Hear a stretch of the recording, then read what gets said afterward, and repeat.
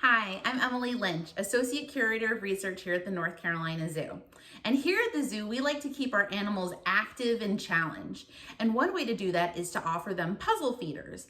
A puzzle feeder is any kind of object that creates some kind of challenge for an animal when it's trying to obtain a desired treat.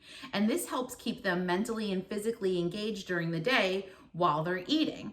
And your animals at home are no different. Dogs, for example, are descendants of wolves, and they thrive when they're forced to scavenge or hunt for their food. So today, I'm going to be working with my puppy Hammy here. Let me grab her. Little Hammy here, and we're going to show you the benefits of a puzzle feeder and how to make one at home. So at the zoo, when designing a puzzle feeder, we want to make sure that they're challenging for the animal, but not too challenging where the animal will never reach the reward. So today we're going to do an experiment where we compare two different kinds of puzzle feeders and figure out how we can optimize a puzzle feeder for our pets at home. So I've made two puzzle feeders out of these boxes, which are the same size and shape. The difference is that this one only has one small hole in it, and this one has 8 quite large holes in it. I colored it red for our convenience so you can just see which one is the easier one. And if you remember from my color preference video, dogs don't really detect different shades of red, so it shouldn't really interfere with our experiment.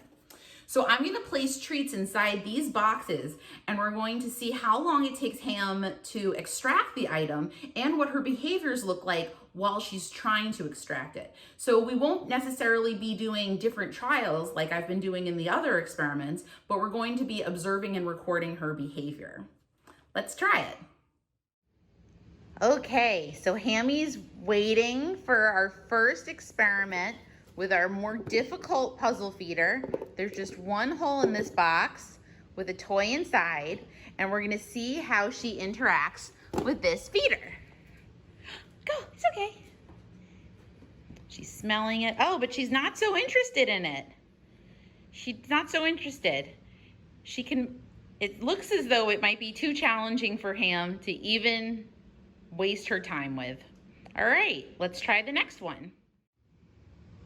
So Hammy is patiently waiting for the next experiment where I'm going to give her the easier puzzle feeder with these 8 big holes and a treat inside. Let's observe how she interacts with it. Oh, the treat already came out. It was a little too easy. It was a little too easy. There wasn't much challenge, but she's still excited about the feeder just because she's a puppy and she loves to play. So I think Hammy did a pretty good job of showing us the benefits and the challenges of making puzzle feeders. You want to make them challenging so that the animal is engaged, but you don't want to make them too hard where the animal gives up right away, like we saw Ham do with that harder box. These are things that we have to consider when we make puzzle feeders for our animals at the zoo.